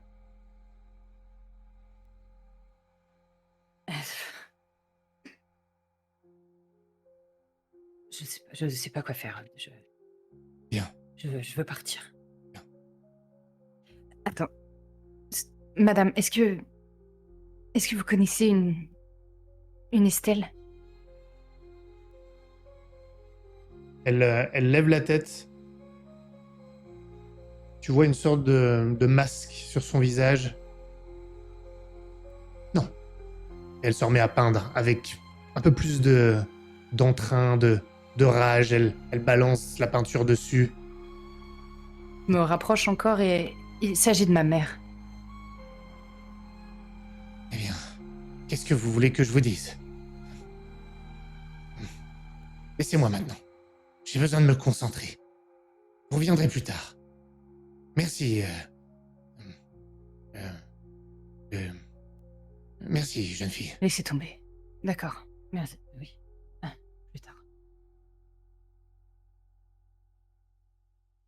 Fini par rejoindre les autres. Redites-moi comment se font les groupes. Qui va où? J'ai oublié. On attendait, moi j'attendais avec Fortis. En tout cas, je sais pas si Tibalt était parti, mais on attendait Eleanor pour aller à l'université. D'accord. Toi, tu vas avec eux. Très bien. Et Et toi? je sais pas si Tibalt était déjà parti. Moi, là, l'université, ça m'intéresse aussi parce que techniquement, je suis quand même censé faire office d'assistant, donc il faut que j'ai un minimum de langage à savoir lancer de temps en temps, quoi. Donc vous allez tous à l'université. Mhm. Parfait. Oui, parce que moi de toute façon, je reste avec Fortis pour aller voir mon frère et Héloïse au cas où. Parfait. Non, vous allez à l'université. Vous allez en tout cas au collège pour l'étude de la matière et des ressources naturelles. Il se trouve au cœur de la cité Azur, près de jardins publics. Et vous entrez dans ce haut bâtiment qui est... Enfin, quand je dis haut bâtiment, il est bien sûr, ce n'est pas une tour, mais c'est un bâtiment avec une sorte de cour et de jardin. Et lui, le bâtiment lui-même est carré, cubique, avec un énorme dôme qui le surplombe. Puis il y a d'autres ailes également, dans lesquelles on peut aller, mais le bâtiment principal est celui que je viens de vous décrire. Et vous rentrez à l'intérieur, dans un hall gigantesque, avec des étudiants, des professeurs qui vaquent dans cet endroit, et vous avez des piliers qui portent les hauts plafonds du hall, mais également des piliers qui ne montent pas jusqu'en haut d'ailleurs, qui sont très courts, sur lesquels il y a des couvercles de verre. Et à l'intérieur, partout, on voit différents échantillons de minerais, de pierres précieuses, brutes, comme des échantillons de toutes les matières qui sont étudiées ici. Et vous avez à la fois donc les étudiants et les professeurs qui circulent, mais également du public qui a le droit de circuler dans ce hall. Et bien sûr n'a pas accès aux étages supérieurs dédiés aux étudiants et au corps professoral. Orkis, je te laisse guider le groupe. Tu peux inventer pour trouver ton ami. Tu me dis exactement ce que tu fais, ça te mènera à lui quoi qu'il arrive. Je pense que je vais les guider dans un dédale de couloirs jusqu'à une salle un peu isolée où on peut entendre dès l'extérieur, en fin de compte, des bruits d'Erlenmeyer et de différentes verreries qui sont agitées ou qui sont en train d'être chauffées pour porter à ébullition ce qui est à l'intérieur. Et je les regarde tous les deux et je dis bon, on va maintenant voir si mon contact est prêt à honorer sa dette. C'était quoi sa dette d'ailleurs? Qu'est-ce qu'il avait comme dette à ton endroit? J'avais soigné sa fille. Ah oui, d'accord. D'accord. Ok. Il a jamais vraiment su ni comment. Il a jamais su comment j'ai fait. Sa fille non plus parce qu'elle était vraiment dans un mauvais état et donc elle était presque dans le coma. Et il n'a pas posé plus de questions que ça. Il a supposé plus tard que, étant donné que j'ai travaillé avec Alibert, c'était quelque chose à base de céruléum qui avait pu la sauver, mais il en a jamais su plus. Tout ce que je lui ai dit, c'est que un jour, je lui demanderai d'honorer sa dette et qu'il faudrait qu'il le fasse. Et donc vous êtes devant son bureau, c'est ça que tu disais? Ouais. Ok. Je te laisse initier. La porte est complètement fermée. Je frappe à la porte. Entrez, entrez. J'ouvre et j'invite les deux autres à me suivre. Pénétrez dans un grand bureau. D'ailleurs, vous ne pensiez pas rentrer dans une pièce aussi vaste. En réalité, quand vous entrez, il y a le bureau est juste devant vous, il y a une bibliothèque derrière, et en fait, elle se prolonge comme une sorte de couloir qui s'élargit, et il y a tout un atelier avec même des fioles, il y a quelque chose qui est en train de chauffer, tout un équipement derrière. D'ailleurs, on sent un peu une odeur de soufre. Et il y a 3 personnes à l'intérieur.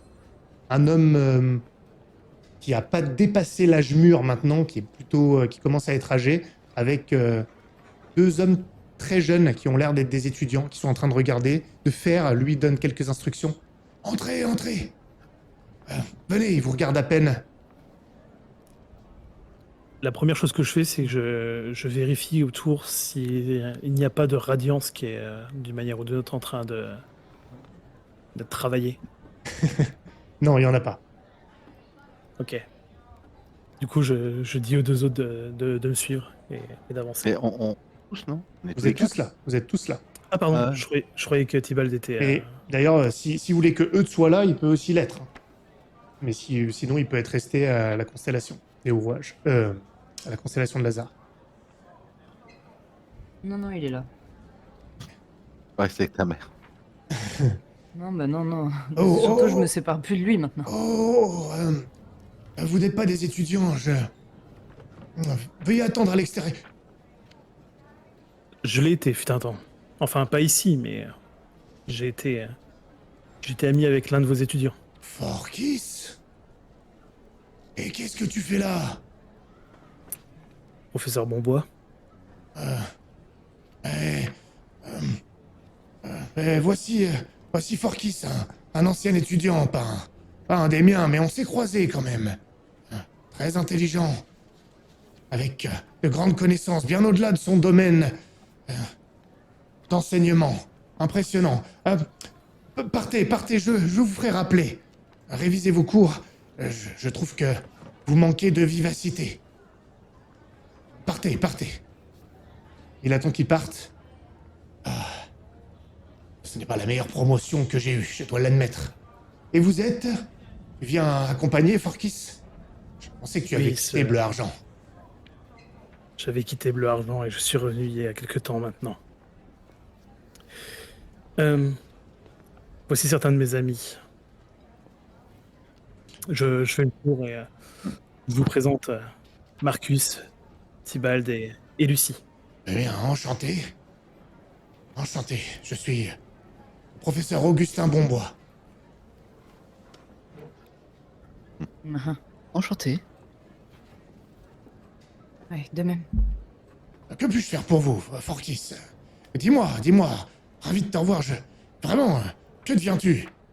Tu es revenu récemment à Bleu Argent? Il y a quelque temps déjà. Mais je suis ici parce que j'ai besoin de votre aide. Bien sûr. Mon amie Lucie, ici présente, fait des recherches. Des recherches qui peuvent faire avancer la technologie et faire briller Bleu Argent comme jamais. Je croirais entendre Edison. Ou un de ses sbires. On les entend partout maintenant. Oui, c'est vrai. Toujours est-il que mon amie est quelque peu bridée. Elle ne vient pas d'ici. De Bleu Argent, j'entends. Et a du mal à trouver des mécènes qui pourraient l'aider. Malgré l'intérêt qu'il pourrait porter à ses recherches. Alors je me demandais si vous pouviez m'aider et lui faire un diplôme qui lui permettrait d'avoir un peu plus d'appui.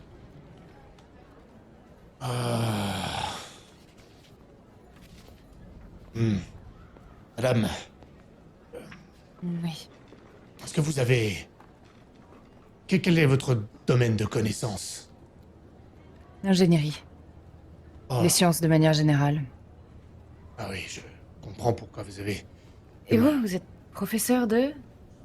Je suis spécialiste des différentes matières et de leur transformation. Oh, Oui. J'ai... donc plutôt la chimie.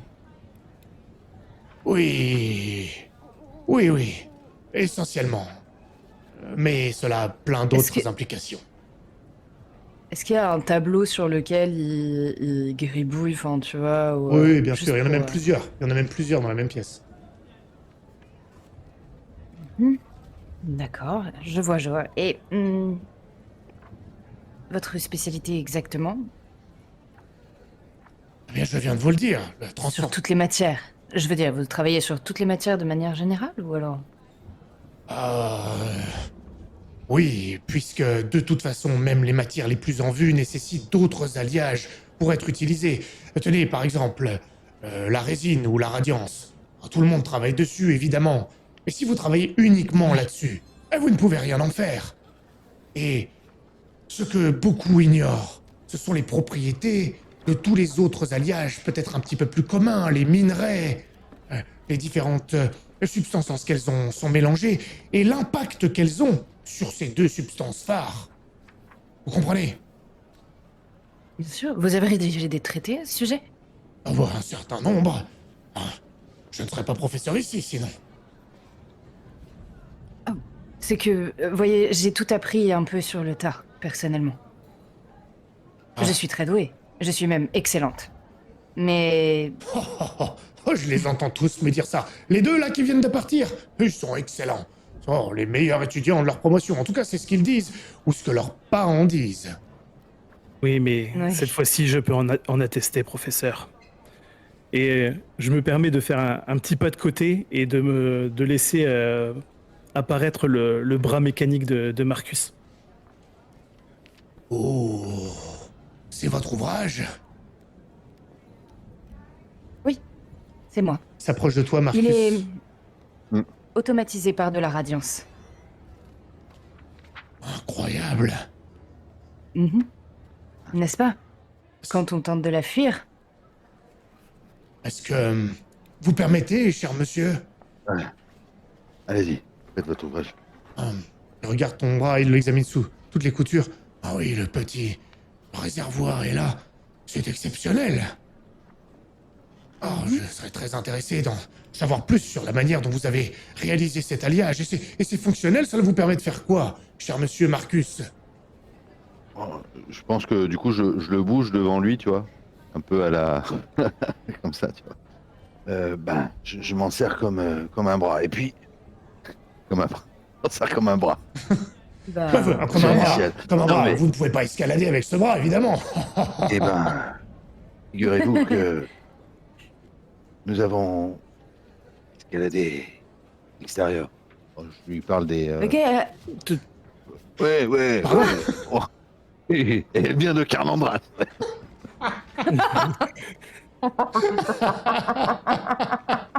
Non.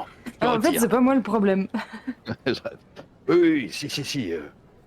Il est très fonctionnel. Mais elle m'avait promis de rendre ça plus joli et plus discret. Mais T'as pas un Théorie. bouclier aussi qui est intégré? Si, normalement, Euh, j'allais te le dire. Ouais. Bah, du coup, je pense qu'au moment où tu commences à parler à bafouiller sur l'escalade, je fais montre-lui le bouclier. Ah oui, regardez ça. Puis j'appuie, puis ça fait le bouclier sort. Ah oui, il y avait ça, c'est vrai. Oh, Euh, c'est de l'ingénierie de précision, chère madame. C'est... N'est-ce pas? Vous voyez que je suis un génie. Eh bien, en tout cas, oui, vous méritez d'avoir certains accès. C'est une certitude. Ouais. Vous avez une équipe ou quelque chose? Vous dépendez d'une guilde? Non, pas vraiment. Je travaillais avec un homme en dehors de la ville pendant... Enfin, je regarde tout le monde. Disons, pendant quelque temps, nous avons travaillé avec un... Peut-être que vous le connaissez, Angel... Je le dis, elle travaillait avec Angelo. Comme vous pouvez le voir, ils ont à cœur d'essayer de redonner certaines fonctionnalités aux personnes en ayant perdu. Et ça touche tout particulièrement Angelo.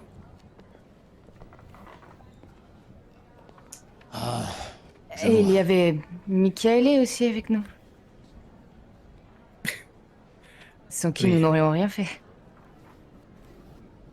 Non, vraiment. Vous prenez des risques, en tout cas. Une fine équipe. Je comprends que vous ayez des problèmes pour trouver des mécènes, en tout cas. C'est... Ah oui. C'est comme avoir Pour les bonnes des... œuvres. C'est comme avoir des boulets aux pieds. Non qu'ils ne soient pas compétents, mais vous voyez ce que je veux dire. Pour avoir certains accès et les financements. Oui. Mais vous pouvez pourtant voir que, malgré ces déconvenus, ils ont été capables de réaliser certaines choses. Oui. Je serais très intéressé de voir ce sur quoi vous travaillez, au-delà de cette merveille de bras mécanique. Si je peux vous apporter mon soutien d'une manière ou d'une autre. Vraiment, je ne veux pas m'imposer, mais je suis très intéressé. Et je vous aiderai bien sûr, À de vrai toute façon. dire, Oui. vous pourriez sans doute nous aider. Enfin, nous y reviendrons plus tard. Comme tout le monde, je suis très intéressé par la résine et la radiance. Je vois. Eh bien, je dois une fière chandelle à ce bon Farkis. Alors je vais vous aider. En revanche, ma réputation est en jeu. Veillez à ce que ça ne s'ébruite pas. Enfin, faites au mieux pour que cela ne me retombe pas dessus, vous comprenez? Mais Farkis, évidemment. je t'ai toujours promis, et c'est avec plaisir que je t'aiderai. D'ailleurs, dis-moi, tu me dis que tu es revenu à Bleu-Argent il y a un certain temps. Est-ce que Herbert est au courant que tu es revenu? Non, pas encore. Je vois.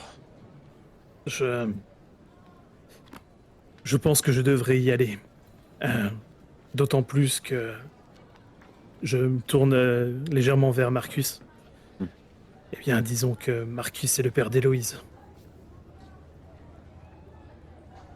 Oui, ça, il a un temps d'arrêt. Tu regardes, Marcus. Comment vous... Euh, Père d'Héloïse. Enchanté. Vous connaissez ma fille? Et oui, vous êtes... vous êtes Marcus Mograine? Lui-même. Vous êtes le frère de Pierre-Ligue Mograine. Eh oui, le père d'Héloïse. C'est moi. Ah. Oh, d'accord. Et Vous êtes sûr que je vais pas avoir des problèmes? Non. Sinon, je ne me serais pas permis de vous les amener. Et la raison pour laquelle nous ne sommes pas encore allés voir Herbert est que Marcus ne se sentait pas encore prêt à revoir sa fille. Ils se sont vus la dernière fois. Enfin, ce sont des histoires de famille, mais vous comprenez. Oui, non, mais j'en conviens, mais... Ce que je vais faire pour vous n'est pas... Ça peut vraiment me retomber dessus, Dans les deux sens. Ouais. Imaginez que je perce un secret ou que nous parvenions à faire fonctionner quelque chose d'extraordinaire. Votre Oui, nom oui, ne saurait se tenir très loin du nôtre. Je sais bien, mais je ne suis pas le frère de Pierre-Ligue Mograine. Alors, si quelque chose me tombe dessus, je n'aurai pas vraiment quelqu'un pour rattraper ce projectile. Je pense que les choses sont différentes pour Monsieur Marcus. vous voyez. Et Je rattrape les choses avec... habileté. Vous avez pu le voir. Pardon, mais votre frère, enfin son frère est si... Hey, si ça connu fait que ça? longtemps que je n'ai pas... Connu. Il a ses entrées au Marquisat. Alors forcément, il est plutôt influent. Il n'est pas le seul, bien entendu, mais... Bref. Et ouais.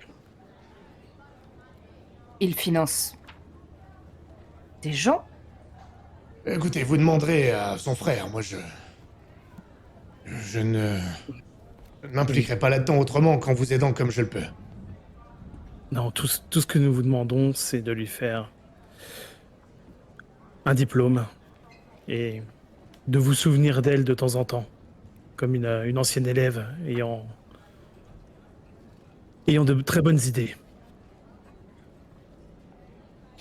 Je ferai ce qu'il faut. Revenez me voir d'ici quelques jours, peut-être une semaine. Je vous créerai une affiliation à l'un de plusieurs de mes cours, peut-être en auditeur libre, peut-être des leçons privées, quelque chose comme cela. Ce sera plus discret, comprenez? Oui. Il faudrait également le faire pour son frère. Il faudra juste me donner un nom et je pourrai... Mais il va falloir quand même limiter ce genre d'affiliation. Je ne peux pas en avoir trop non plus. Est-ce que je dois faire en sorte de montrer qu'il est votre frère ou est-ce que vous voulez séparer? Non. Vous pouvez tout à fait montrer que c'est son frère. De toute façon, vous avez pu expliquer qu'ils ont fait des cours en commun avec vous. Une étude privée pour deux membres de la même famille. Très bien. Oui, ça me faciliterait la tâche. Bien, ce fut un plaisir. Nous nous reverrons sans doute bientôt. Évitez de venir à plusieurs la prochaine fois. D'accord? Ces étudiants ne sont pas les couteaux les plus affûtés du tiroir, mais par contre, ce sont de vraies pipelettes. Je reviendrai moi-même chercher les diplômes dans ce cas-là. Parfait. Merci, Farkis. Et professeur Bonbois, Oui. comment va Libye, votre fille? Très bien. Elle a eu son diplôme.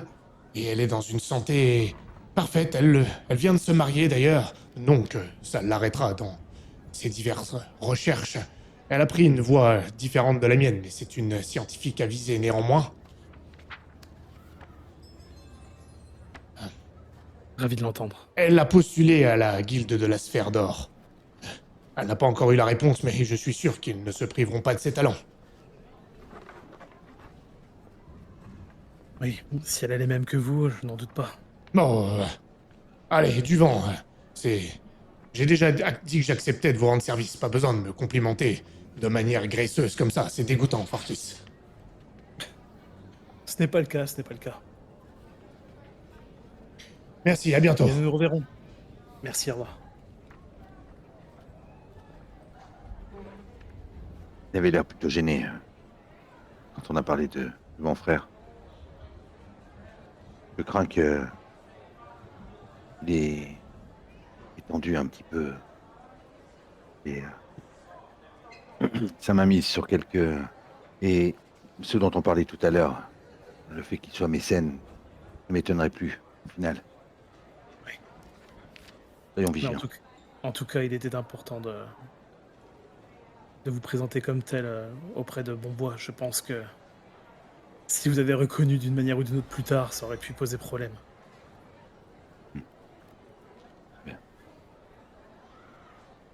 Est-ce qu'on est loin de là où on est par rapport au rocher de la loi ou... Ouais, quand même. Ouais. Ouais. Ah, quand même. C'est la même ville, hein, mais vous n'êtes pas près du pont de l'Arc-en-Ciel, donc faut traverser... C'est à peu près au centre de la cité Azur, donc qui est le gros de la ville, fortifiée. Et donc, il faut traverser une partie de la ville pour atteindre le pont, ensuite traverser le pont pour aller au rocher de l'industrie, et ensuite traverser pour aller au rocher de la loi, ou alors aller au pont de la demi-lune, c'est encore plus loin. Non, ok. Et de toute façon, là, si on est sorti du collège, Si vous n'avez plus rien à y faire, oui. Éléonore? Non, je filme. Très bien. Ok, j'avais prévu d'aller voir mon frère, mais moi, vrai que m'accompagne. Je pense juste à un truc. Au moment où on repart, je pense que je passe dans un... Je reprends les couloirs et je m'arrête un bref instant à un endroit où avant il y avait une plaque au nom d'Alibert pour ses découvertes sur le céruléum et qui ont été enlevées. Ah, d'accord. Très bien. Et effectivement, elles n'ont pas été remises. Hein. Et on voit la marque vide. Ça a pu même être remplacé par une autre plaque. Ouais.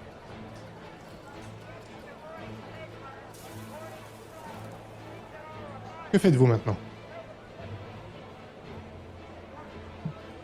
Moi, je pense aller voir mon frère. Avant d'aller voir Héloïse, en tout cas. Après, je sais pas les autres. Après, ouais. Peut-être ne devrions-nous pas tous y aller dans ce cas-là. Vous pouvez aussi vous séparer, hein. Ah, ouais. Non, moi je vais pas voir le frère de Marcus, hein, je l'ai dit. Et ben, elle voulait aller... Peut-être Eleanor voudrait m'accompagner voir Dame du Catoré. Oh putain, ce nom. Je l'oublie. Oui. Oui. Bien sûr, si vous le désirez. Mais j'aimerais assez retrouver quelqu'un pour Meria. Je peux le faire après, je m'en occuperai après. Si vous préférez y aller, allez-y. Eleanor, tu avais discuté avec Meria dans tes différentes conversations. Et lorsqu'elle était encore à Bleu-Argent, notamment lorsqu'elle avait contribué à refaire les vitraux du temple, elle appartenait à une guilde d'artisans qui s'appelle la guilde de l'horloge, qui regroupait plein de types d'artisans. Et elle t'avait parlé d'un de Probablement même de son mentor, un maître verrier du nom de Benicio, qui était affilié à cette guilde. Bah, moi, j'irais bien le voir lui. Après, je peux accompagner Tubald aussi. T'es sûr que tu veux aller te présenter? Dire que t'as connu Meria en Colchide et devoir tout Oui. justifier alors qu'on est en train de te faire une nouvelle identité? Ouais.